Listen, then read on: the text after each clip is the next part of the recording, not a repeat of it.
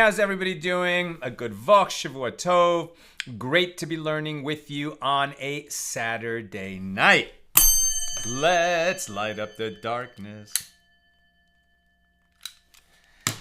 Who's in the house on a Saturday night? Sharon in New Jersey, Bill in Missouri, Nancy, North Carolina, Paul in the Great Northwest. Bill. Can't say I'm looking forward to tomorrow morning. I hope tomorrow turns out better than you expect. Belle is in the house. Remember to reset your clocks tonight. Just so. Tonight, spring forward, right? At 2 a.m., it's suddenly 3 a.m. And that does mean that next Saturday night, so it'll be like an hour later. Sorry, I was a little bit slow getting on the air tonight. We just had some stuff going on around here. But I would think, it won't be quite this late, but plus an hour. Okay. Paula is in Chicago, Marjorie in Georgia, Aoife in Florida, and Chaim in Florida. Welcome, everybody. Oh, that's what Bill was referring to. Yes, very good. Yeah, and didn't they change the law? I mean, I think they haven't done, or they're talking about, or it's going to happen, it's not going to happen. But they keep talking about that they're going to leave it, I think, at the not standard time, at savings time, right? They're going to leave it at savings time, not change it. But I don't know what the status is. Somebody more knowledgeable than I about such things will fill us in. Okay. We are continuing our journey through Tractate Bava Metzia, the 22nd volume of the Talmud. Our daf is page 10, daf Yud. Yesterday we started our discussion of Mishna number 2 here in chapter 1. It's very interesting, right? So the first Mishnah was about two people come to the court, each clutching a garment, claiming that they found it, and that they are solely entitled to all of it. They both swear an oath that they're entitled to no less than half of it, and that they indeed found it, and then they just divide it. And then this led to a big discussion, among other topics, of the law of acquisition. And we keep talking about the kinyan, the formal act of acquisition. So, for example, when somebody sells an animal to another person, just handing over the money doesn't mean that the buyer has taken possession of the animal. It has to formally pass from the domain of the seller to the domain of the buyer. The obvious way is to take the reins and move the animal, but it can also be done that the seller hands the reins to the buyer, hand to hand. That's not going to work for an ownerless animal, right? If the animal for some reason is ownerless, it has been declared ownerless, a lot of different circumstances where that could happen, then you actually have to move the animal, right? Either by pulling it, which was the normal thing to do with a camel, or by causing it to move from behind, by prodding it with a stick, which was the normal way to move a donkey. And then what we were arguing, or what the sages were disputing yesterday, is whether one who is sitting on the donkey, or the camel, or whatever the animal is, just the mere act of sitting, can that function as a kinyan? Will that affect acquisition of an ownerless animal? And the basic answer was, pretty much the answer was that if you sit on it and cause the animal to move, using your legs or the mane of a horse or whatever, then that would be an act that would give rise to an acquisition, to taking possession of the ownerless animal. Now, this second Mishnah, it was a short one, so I'll just reread it. If one was riding on an animal and saw a found item, so he saw it first, and he said to another person who was walking beside him, "Give the object to me." So if the pedestrian picked up the object and said, "Well, I acquired it for myself," well, then he did acquire it for himself, because it doesn't matter that the one on the, let's say, riding the horse saw it first. That makes no difference. The one who picks it up is the one who acquires this ownerless object. Now, yes, we have an obligation, a Torah obligation, to return lost objects to their owners if we can. But not in every circumstance is that possible. So then the one who picks it up is going to be the new owner of the object. So here, the one who saw it says to the one who's walking on the ground, pick that up and give it to me. Well, the one who picks it up says, I picked it up and now it's mine, and it is his. But if after he has acquired it by means of lifting it, even though he did not see it first. But if after giving it to the one riding the animal, he said, I acquired it for myself when I picked it up, he has said nothing at all. He actually, when he picks it up, he has to say, I'm acquiring it for myself because of this situation. If, in fact, he picks it up and hands it to the one on the horse, then the one on the horse has acquired the object because he asked the other one to do something for him, and there is agency for a legitimate act. As we learned, there's no agency for transgression. Right? If you say to somebody, hey, go steal, whatever, I don't know, go steal a lighter for me from 7-Eleven. And then the guy goes into 7-Eleven and tries to shoplift a lighter. And then he walks out and the police arrest him. And he's going to say, well, hey, that guy told me to steal it. And, that's going to be a meaningless statement because there is no agency for transgression.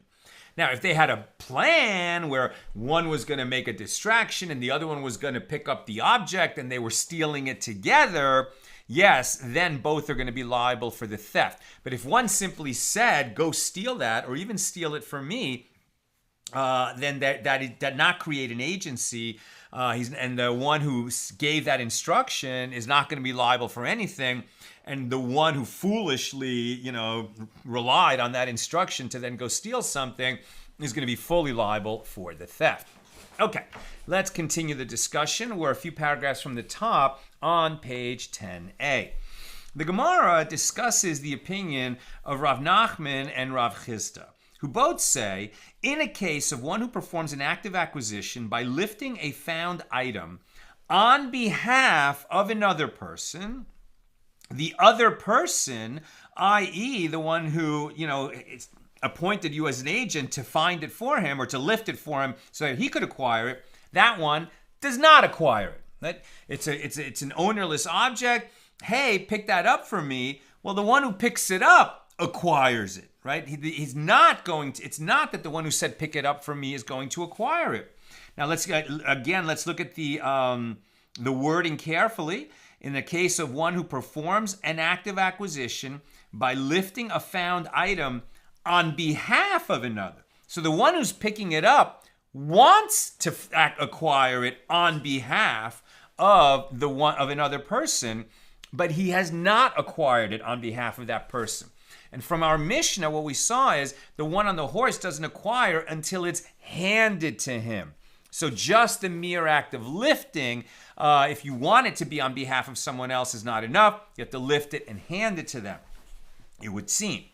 Now, what is the reason for this? The reason is that it is a case of one who seizes assets for a creditor in a situation that will result in a disadvantage for others, as the debtor owes money to other creditors as well. So we have somebody who owes money all over town. Right, so let's say he has 3 creditors. He borrowed money from 3 different people, and he owes, let's just say, each of them $100.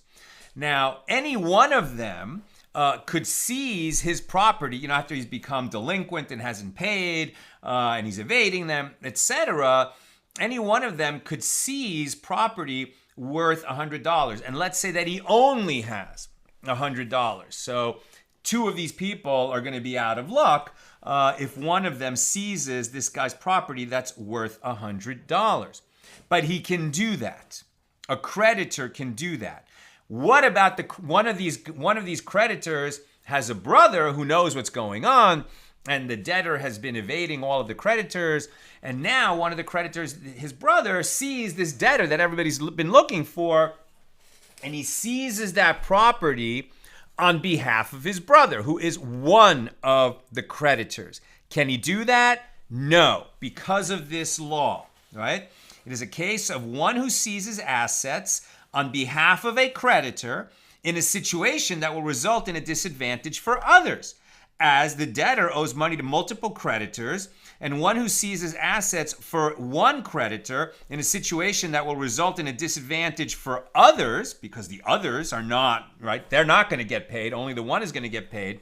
Now, a creditor can seize for himself in that situation. But some third party who's uninvolved, who's neither the debtor nor the creditors, can't seize on behalf of one of the creditors. Although a creditor himself can seize assets as payment for the debt, no one else can take action that will benefit one person at the expense of others. If there was only one creditor and he couldn't find the debtor and his brother happened to run into him, then the brother could seize the assets on behalf of his brother, the creditor. But because there's multiple creditors, he can't.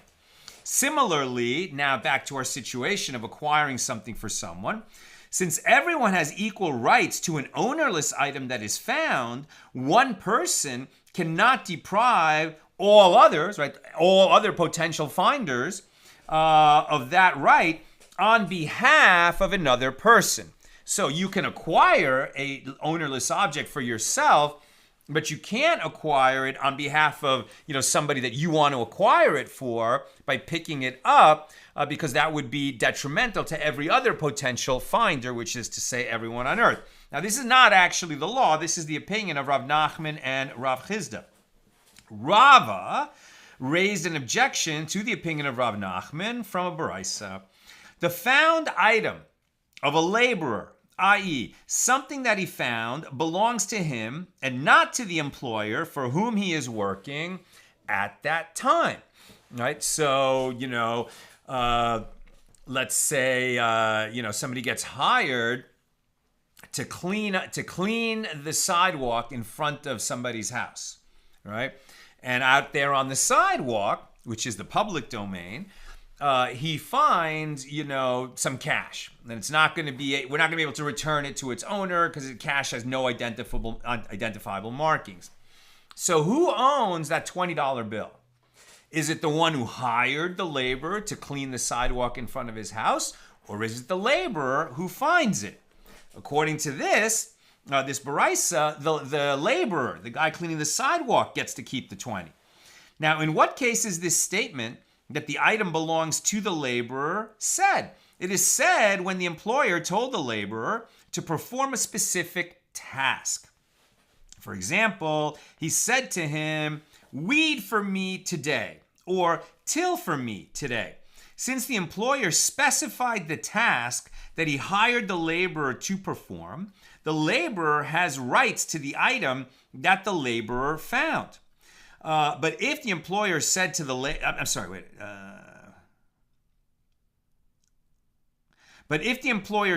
laborer, "Work for me today," without specifying the nature of the work, the found item belongs to the employer, as finding ownerless items is included within the general category of work. And this indicates that a laborer can acquire an item for someone else, which contradicts Rav Nachman's principle. Right? So I said, well, he found it on the sidewalk, which is the public domain. But that's not necessarily the dispositive fact, right? According to this, it's that he was hired to clean the sidewalk. Finding money was, clean the sidewalk might not be a good example. Let's say he was hired to pull weeds from the lawn alongside the sidewalk. That was a specific task. Finding money on the sidewalk is not included in that, so the laborer can keep it himself. But if the employment was, "Hey, come work for me today, just do whatever I need," then money he finds in the course of employment would belong to the employer. And that shows that one can acquire on behalf of another. It can acquire an ownerless object on behalf of another. So that's the objection to Rav Nachman, who said you can't acquire on behalf of another. So Rav Nachman said to him, a laborer is different, as his hand is like the hand of the employer. He is considered his agent while he is working for him. Rava responded, but doesn't Rav say that a laborer may reconsider and quit his job, even at midday, Evidently, the relationship between the employer and the laborer is structured to the benefit of the laborer. And they don't use the word migo here, but we could. Since he has the freedom to quit at any time, and if he quit at any time, then anything he found after he quit would certainly belong to him. Then even if he hasn't quit, because he has that ability, we're going to say that it should belong to him. Rav Nachman said, as long as he does not retract his commitment, then his hand is like the employer's hand. Okay, he could quit, but as long as he hasn't quit, then his hand is like his employer's hand. He's an agent of his employer, and what he finds belongs to his employer. When he does retract his commitment, he is able to do so, but this is not because matters are structured to the benefit of the laborer, but for a different reason. This is a very important principle. As it is written, Leviticus 25:55, for to me, the children of Israel are evedim, right? Avadim, which sometimes we translate as servants and sometimes we translate as slaves, right? So a Hebrew slave is an eved ivri, right? So what God is saying when he says, to me, the children of Israel are slaves, they are my slaves whom I brought forth out of the land of Egypt, right? We would have remained enslaved in Egypt if God had not taken out with a mighty and outstretched arm, right? The plagues, parting the Red Sea, etc. So at that point, we became gods. And it's good to be a servant of God. It's not a bad thing to be God's slave or servant. It's a good thing because what it means is God says they are my slaves and not slaves of slaves, i.e. of other Jews. Consequently, a Jew can never be enslaved to another Jew with a contract from which he cannot release himself whenever he wishes. Nevertheless, as long as the laborer does not quit the job, he is considered his employer's agent. Now, you can say there is the Eved Ivri, there is the Hebrew slave. That's not a contract. Right, somebody who becomes a Hebrew slave, first of all, it has a termination. It's only for 6 years. Second, it happened because he stole and he couldn't pay back, or he became so indebted that he couldn't pay back, and the court placed him in that position. But in terms of employment contracts, no, a Jew is always free to quit any employment that he has. Now, to another Jew. Contrary to the opinion of Rav Nachman and Rav Chisda, Rabbi Chia bar Abba says that Rabbi Yochanan says, in a case of one who performs an act of acquisition by lifting a found item on behalf of another, the other person acquires ownership of the item. And if you say that our Mishna seems to suggest otherwise, it is referring to a case where the one on the animal says to the pedestrian, give it to me, but does not say, acquire it from me. If he says, give it to me, the rider acquires the item only when it reaches his possession. If he says, acquire it from me, the rider acquires the item as soon as the pedestrian lifts it, assuming that the pedestrian agreed to become the agent of the rider for that purpose. And that concludes our discussion of Mishnah number 2. Here's Mishnah number 3 of chapter 1. If one saw a found item, Baruch atah Adonai Eloheinu melech haolam v'shachol v'dibbur.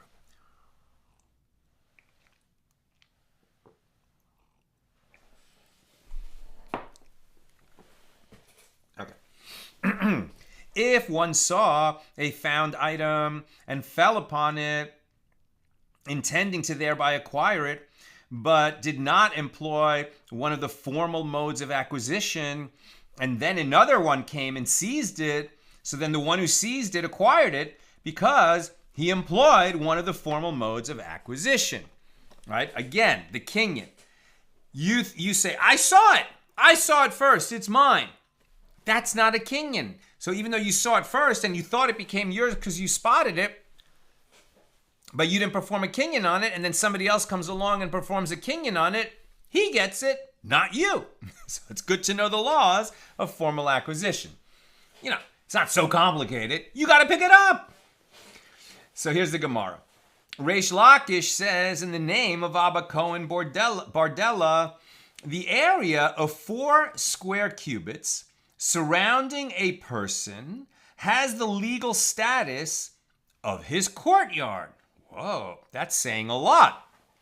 Now you're saying that the immediate area around you, right, your personal space, so 4 cubits by 4 cubits, it's not so small. It's like 6 feet by 6 feet, right? 36 square feet. It's not such a small area around you. 6-foot putt, it's not a gimme. And what that means is that anything that enters your space, your space can acquire it in the same way that you can place, a get for a woman in her courtyard, and the courtyard acquires it for her. You can consider that you delivered something when you put it in the courtyard of a person, the courtyard acquires it for them. Now we're saying that wherever you walk, the immediate area around you is like your courtyard and it can acquire for you. Let's keep reading. So this says the area of 4 square cubits surrounding a person has the legal... wait a minute. First it's 4 square cubits, so it's not as big as I said. 4 square cubits. So that sounds like 2 by 2.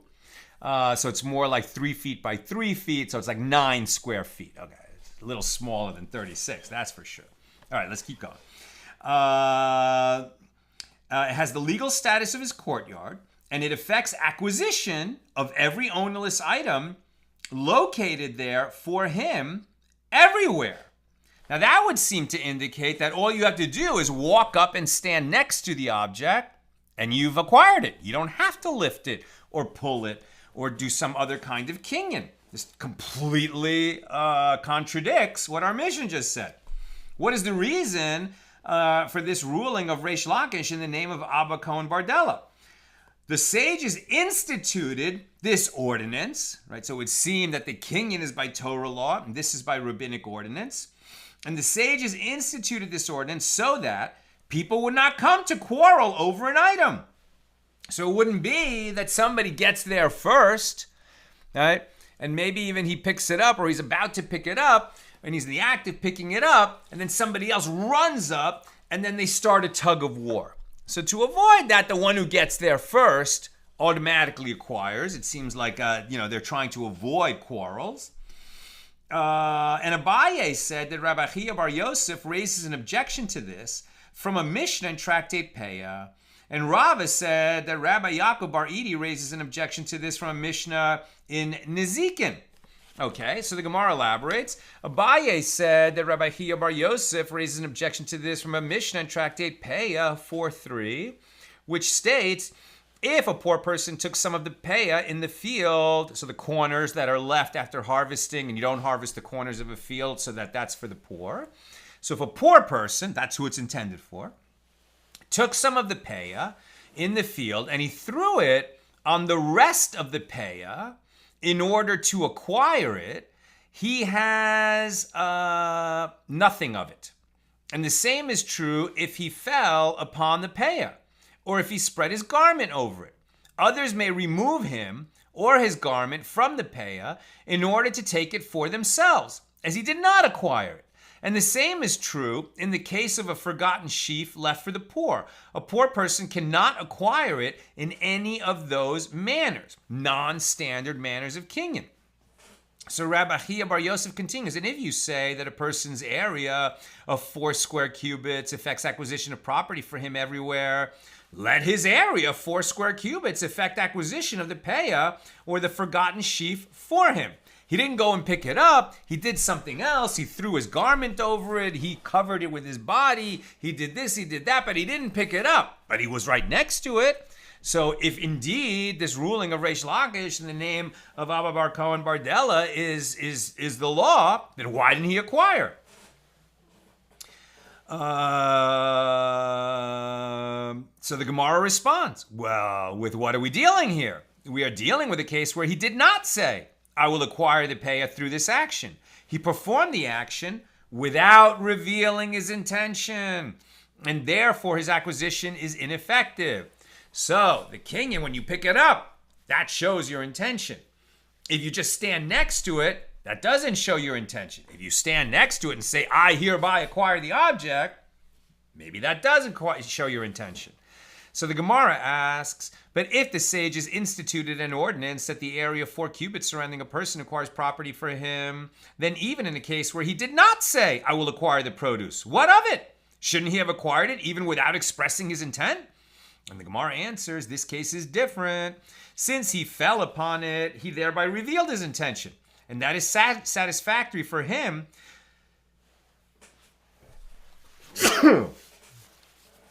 That is satisfactory for him to acquire the produce by falling on it, and it is not satisfactory for him to acquire the produce through the ordinance concerning his 4 square cubits.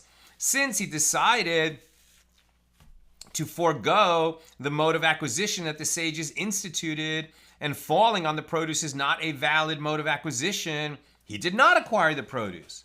Now we're on 10b. And Rav Papa said a different answer. When the sages instituted an ordinance that one's 4 square cubits affect acquisition of property for him, that was in the world. Nice phrase. In the world. And what do they mean by in the world? In public property. But the sages did not institute this mode of acquisition for him in a field belonging to an owner. Right? This was somebody's field. They left the corners or the forgotten sheaves for the poor. Okay, so once you step onto that field, you have to lift it for yourself, and that's how you acquire it. And you can see, it's left for the poor. So, does that mean that one poor person is going to come and say, I got this whole field, I called it, when there's other poor people who also are looking, for some of this sustenance? So what they're saying is, even the 4 cubits of just walking up and standing next to it is not going to be enough on private property. That's only going to work on public property. And even though the merciful one accorded a poor person certain rights in a landowner's field through the distribution of peah, this mode of acquisition of just having his 4 cubits acquire for him by standing next to it is not available, is not included in those rights that a poor person has on someone's field. When the merciful one accorded him rights, it was specifically to walk in the field and to collect peah. But the merciful one did not accord him the right that the field be considered his courtyard with regard to acquiring peah. Therefore, the Mishna in Tractate Peah does not contradict the statement of Reish Lakish, right? And it still works that the 4 square cubits acquire for you as long as you're on public property. As mentioned previously, Rava said that Rabbi Yaakov Bar Idi raises an objection to this from a Mishnah in Nezikin. So the Gemara elaborates. The Mishnah here states that if one saw a found item and fell upon it, and another came and seized it, so then the one who seized it acquired it. And if you say that a person's 4 square cubits affect acquisition of property for him everywhere, let his 4 square cubits affect acquisition of the found item for him. He didn't pick it up, but he fell on it. Fell on it is so colorful. I don't think that we're getting a note on what that means. So I think we're just meant to imagine the person literally fell on it. And so he said, mine, but he didn't pick it up. He just put his body on top of the object. So he didn't make a kinyan the normal way, and somebody else seized it. But what about the 4 square cubits? Doesn't the 4 square cubits acquire it for him? And the Gemara answers, here we are dealing with a case where he did not say, I will acquire it. And the Gemara asks, but if the sages institute an ordinance that one's 4 square cubits affect acquisition of property for him, then even in a case where he did not say the words, I will acquire the item, what of it? The item should still be his. The Gemara answers, since he fell upon it, he revealed his intention, that it is satisfactory for him to acquire the item by falling on it, and it is not satisfactory for him to acquire the item through the ordinance concerning his 4 square cubits. Since he decided to forego the mode of acquisition instituted by the sages, he does not acquire the found item. Pays to know the law. You can use the 4 square cubits if you use the 4 square cubits. He tried to do something different. Rav Sheshes said a different answer. When the sages instituted that one's 4 square cubits affect acquisition of property for him, that was in a place like an alleyway. where the multitudes do not crowd. So the 4 square cubits surrounding a person can temporarily be considered his property and enable him to acquire an item. But the sages did not institute this mode of acquisition in the public domain where the multitudes crowd. And Gemara asks, but doesn't the wording of Reish Lakish's statement indicate that there is no such limitation? As he says that the area of 4 square cubits surrounding a person affects acquisition of property for him everywhere? The indication is that this is true even in the public domain. Gemara answers the word everywhere is not to be taken literally. It was stated to include even the sides of the public domain, areas that are adjacent to the public domain, but not actually part of it. Since the multitudes do not crowd there, one who is standing there acquires an item that is in his 4 square cubits. But where people crowd, it doesn't work. New subject. And Reish Lakish says another halacha, another law, in the name of Abba Cohen Bardella. A minor girl does not have the ability to acquire property by means of her courtyard, and she does not have the ability to acquire property by means of her 4 square cubits. What difference does it make that she's a girl? We'll see. The important thing is that she's a minor. A minor does not acquire because a minor doesn't have the halachic rights and responsibilities of an adult. And Rabbi Yochanan says in the name of Rabbi Yanai that she has the ability to acquire property by means of her courtyard, and she has the ability to acquire property by means of her 4 square cubits. And the Gemara asks, with regard to what do they disagree? And the Gemara explains that one sage, Rabbi Yanai, holds that placing an item in a courtyard is included as a valid means of acquisition due to the fact that her courtyard acts like her hand. When you put something in somebody's courtyard, it's like you putting something in their hand. And just as a minor girl has the ability to acquire property with her hand, she also has the ability to acquire property by means of her courtyard. And the other sage, Abba Cohen Bardella, holds that placing an item in a courtyard is included as a valid means of acquisition due to the option of acquiring property via agency.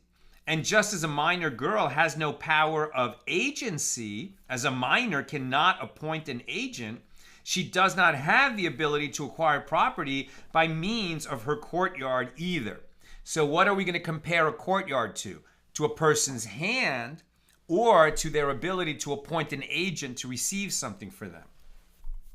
So the Gemara asks, is there anyone who says that a courtyard is included as a valid means of acquisition due to the option of acquiring property via agency?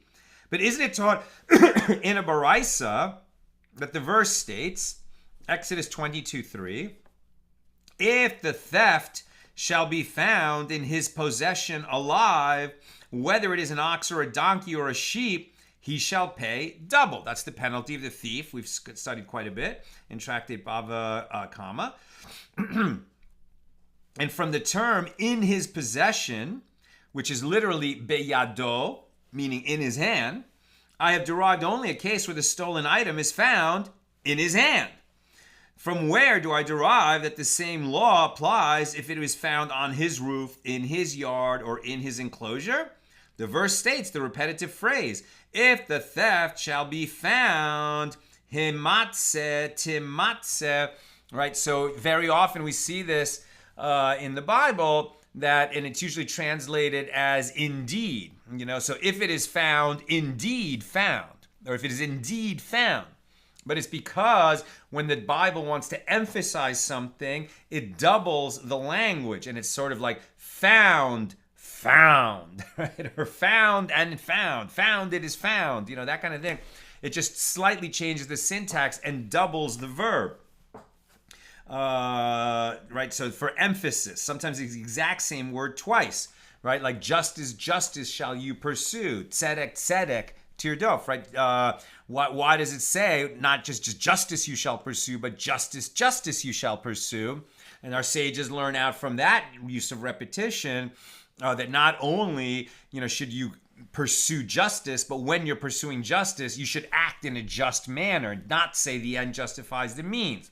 Okay, here, where there's this doubling of the word found, This is to indicate that the same law applies whether the thief is holding the contraband when you catch him, or whether the contraband is found in his house, right, or in his yard, or on his roof. Now the Gemara explains, and if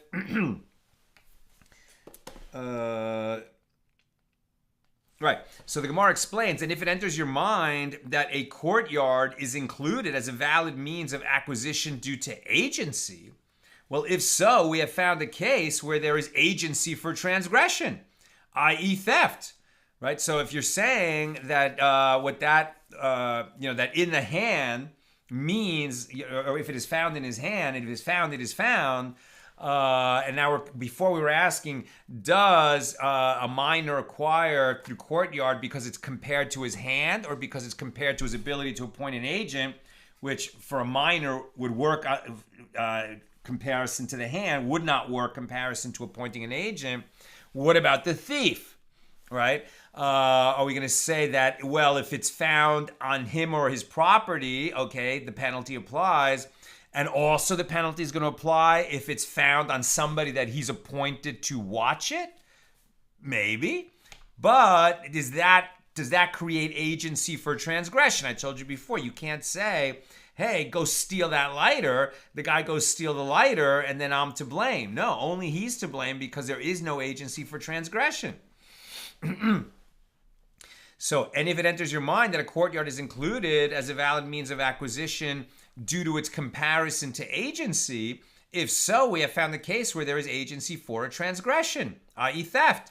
But we maintain that there is no agency for transgression. If one sends an agent to violate a transgression on his behalf, the agent is liable for the transgression and is not considered to be acting on behalf of the one who sent him. Ravina said that Baraisa poses no problem. As where do we say that there is no agency for transgression? It is where the agent himself is subject to liability for the transgression. Consequently, the agent is liable, not the one who sent him. But in the case of a courtyard, which is not subject to liability, its sender, i.e. its owner, is liable. And the Gemara asks, if that is so, then in the case of one who says to a woman or a slave, go out and steal from me, is the one who sent them indeed liable, since they are not subject to liability? Married women and slaves have no property of their own from which one could collect payment. And the Gemara answers, you can say in response, a woman and a slave are not comparable to a courtyard, as they are subject to liability if they steal, and only now in any event they do not have the means to pay, but they're liable, and if they had property they would be liable to pay. And this is as we learned in a Mishna in Bava 87a concerning a married woman or a Canaanite slave who injured another person. If the woman becomes divorced or the slave becomes emancipated and they then have their own money, they are liable to pay for the damage they inflicted. So evidently, although it is not possible to collect payment from them, they are liable for their actions. And Rav Sama stated a different resolution to the difficulty based on the Baraisa. Where do we say that there is no agency for transgression? It is specifically in a case where if the agent wants to execute his assignment, he can do so. And if he wants to refrain from executing it, he can also opt to not do it. But in the case of a courtyard, where one places items without the consent of the courtyard, then the owner of the courtyard bears the full liability. So the Gemara asks, what is the practical difference between the answers of Ravina and Rav Sama? The practical difference between them, right? The practical difference between them is in the case of a priest who said to an Israelite, right? So a Cohen saying to a regular Jew, go out and betroth a divorced woman for me. Can a priest marry a divorced woman? It's prohibited. If he does it, it's a valid marriage, but he's obligated to divorce her. He might not listen, but he's obligated to divorce her. And if he has a son from this union with his divorced woman, he's the second husband of this woman, not because she's a widow, he can marry a widow, but if he's a second husband because she is a divorcee, then the son of this union is a halal, right? He is a disqualified priest. So that's why it's prohibited for a Cohen to legally betroth a woman, right? A divorced woman. So what if he says, now a regular Jew, of course, can marry a divorced woman. So can the priest say to the Israelite, the regular Jew, betroth that divorced woman for me? It is prohibited for a priest to betroth a divorcee, while it is permitted for an Israelite to do so. Alternatively, the difference is in the case of a man who said to the woman, round the corners of the head of a minor boy for me. Rounding the corners of a man's head and the man having the corners of his head rounded are both prohibited in the verse, you shall not round the corners of your head. So that's right here, right? This is the area where the peahs grow, right? So when you see Hasidic men, they have the long side locks, that's growing from here. Now, obviously not all Orthodox Jews or even ultra-Orthodox Jews have peahs, but there's a limit to how short you can cut the hair here. Like you can't shave your scalp anyway. And it's for this reason. You can't shave that down too close. It can be a crew cut. It can be quite short, but there's a limit to how short it can go. And it's prohibited for a Jewish man to cut his hair like that. And it's prohibited for him to cut another Jewish man's hair like that, right? So he can't have it done and he can't do it.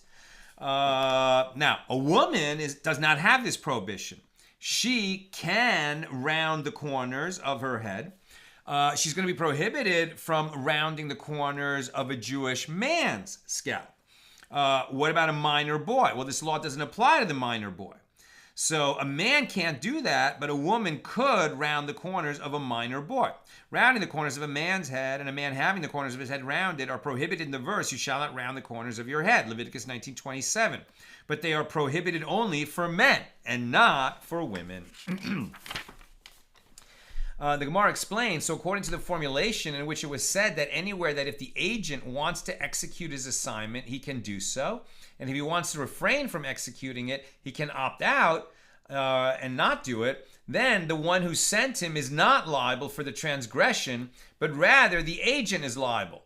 So, right, because the agent had a choice. If the agent was in a situation where he had no choice, then the one who sent him and created that situation is going to be liable. So in these cases too, since if the agent wants to execute his assignment, he can do it. And if he wants to refrain from executing it, he can opt not to do it. So then the one who sent them is not liable. Hey, go steal a lighter from me from 7-Eleven. No one's forcing you to follow that instruction. If I put a gun to your head, you're coerced. Now I'm liable. But if I just tell you to do that and you could have just said no, then if you go steal the lighter, then you're liable. But according to the formulation in which it was said that wherever an agent is not subject to liability, the one who sent him is liable, in these cases too, since the agents are not subject to liability, the one who sent them would be liable. That's the difference between these formulations. So the Gemara asks about the explanation of the opinion of Abba Cohen Bardella.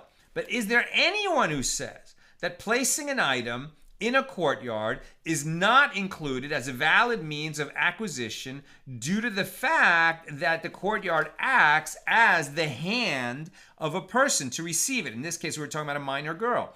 But isn't it taught in a Baraisa from the verse, and he writes her a scroll of severance, and he gives it in her hand, how you give a get, how you make a divorce? I have derived only that a woman is divorced if her husband places the bill of divorce in her hand. From where is it derived that even if he places it on her roof or in her courtyard or in her enclosure, she is divorced? Because the verse states, and he gives, indicating that she is divorced in any case. So apparently one's courtyard is considered an extension of his hand with regard that somebody's courtyard is considered an extension of his or her hand with regard to acquiring property. In this case, when she receives the get, she's receiving that bit of property, the get itself. So the Gemara answers, with regard to a get, the bill of divorce, everyone agrees that placing an item in a courtyard is included as a valid means of acquisition due to the fact that it acts as her hand. When they disagree, it is with regard to acquiring a found item that was discovered in her courtyard. So one sage, Rabbi Yanai, holds that we derive the law with regard to acquiring a found item from the law with regard to a get. And the other sage, Abba Cohen Bardella, holds that we do not derive the law with regard to a found item from the laws of the get. I'm almost done. Questions or comments, please get them in now. And if you wish, say instead with regard to a minor girl, everyone agrees that we derive the law with regard to a found item from the law with regard to a get, and she acquires an ownerless item that is found in her courtyard.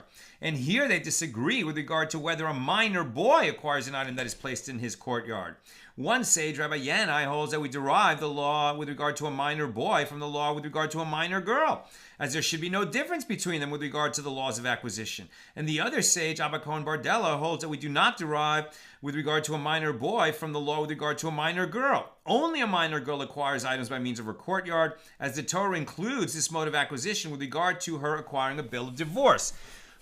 What? Why would a minor girl get divorced? Because a minor girl can be married. How can a minor girl be married? Because of betrothal.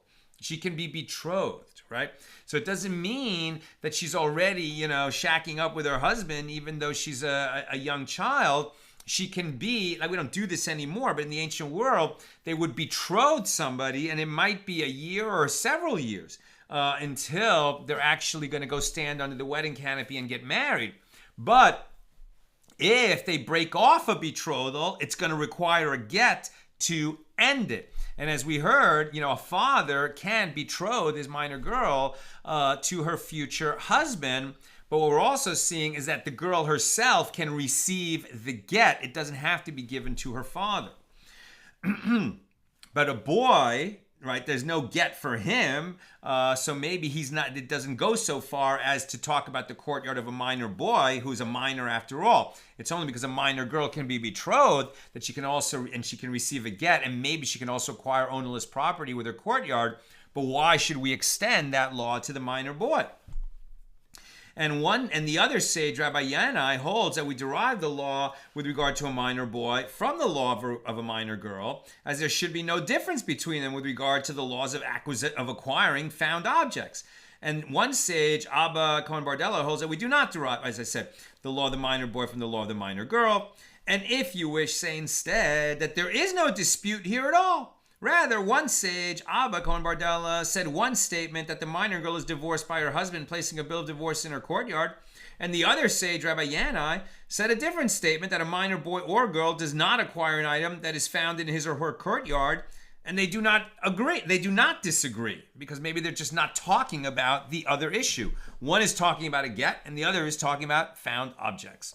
That's what I've got for us. And that concludes our discussion of Mishnah number 3. Here in chapter 1, and tomorrow, God willing, at the regular Sunday time, 6 p.m. Pacific, we'll continue with Mishnah number 4 on page 11.